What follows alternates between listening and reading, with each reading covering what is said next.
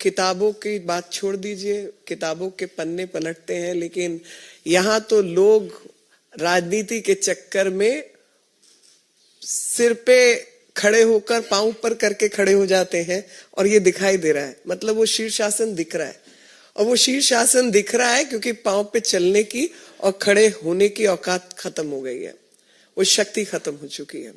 और वो जो अशक्त पार्टियां हैं वो किसी तरीके से अपने आप को शक्ति प्रदान करने के लिए इस तरीके की हरकतें कर रही है। मैं आपको इतिहास के पन्नों से कुछ चीज बताना चाहती हूँ। मैं आपको याद दिलाना चाहती हूँ 2013।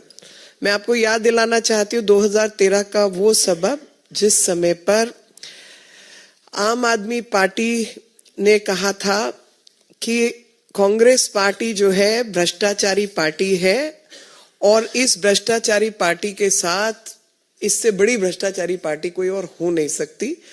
और केजरीवाल ने ये तक इंटरव्यू में कहा था कि 1-2 मंत्रियों को छोड़ दो, सारे के सारे कांग्रेस पार्टी के अंदर भ्रष्टाचारी बैठे हैं, और लिस्ट तक जारी की थी।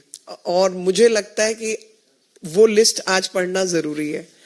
उस लिस्ट में शामिल थे कि आम आदमी पार्टी की लिस्ट में सबसे पहले कांग्रेस के उपाध्यक्ष थे उस समय राहुल गांधी, यूनियन मिनिस्टर थे कपिल सिब्बल, सुशील कुमार शिंदे, वीरप्पा मोइली, जी.के. वासन, सलमान खुर्शीद, कमलनाथ, श्री प्रकाश जायसवाल, फारूक अब्दुल्ला, एनसीपी के चीफ, और शरद पवार। फनी जो है वो ये बात है कि आज 10 साल बाद इन दोनों के बीच में कंपटीशन चल रहा है कि कौन ज्यादा भ्रष्टाचारी है।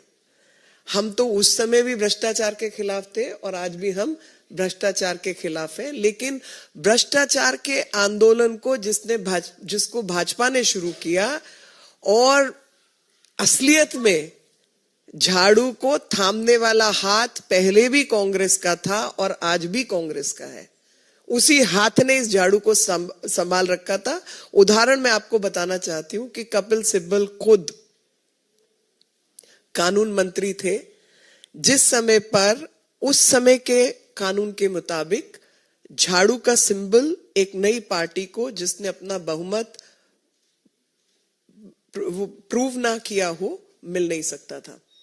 और ये बात मैं पहले भी कई बार कह चुकी हूं। अगर आपको याद हो कि एक बार भारतीय जनता पार्टी से उमा भारती जी अलग होकर उन्होंने अपनी पार्टी खड़ी की थी, तो उनको हर सीट के ऊपर अलग अलग निशान पे लड़ना पड़ा था। उगता सूरज वो मांग रही थी, वो उगता सूरज उनको दिया नहीं गया था क्योंकि इलेक्शन नियमों के अनुसार ये संभव ही नहीं था। लेकिन एक पार्टी झाड़ू उसको आते ही मिल गया, बिना कांग्रेस के चलते ऐसा तो संभव ही नहीं था।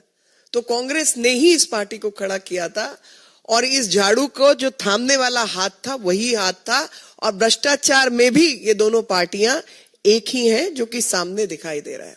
और उस समय छीण भीड़ करना चाहते थे, ये शीला दीक्षित की जो राजनीति थी, और इस पार्टी को खड़ा किया गया ताकि किसी तरीके से गिरगिट का उदाहरण कई बार इनके ऊपर चलता है।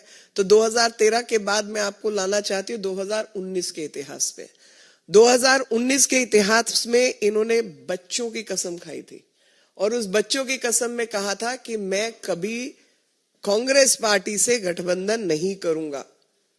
तो जो बात मैंने पहले कही थी, किताबों की बात छोड़ो, लोग पन्नों की तरह पलट जाते हैं, और अपनी बातों से पलटने वाले जनता के मन और दिमाग से उतर जाते हैं।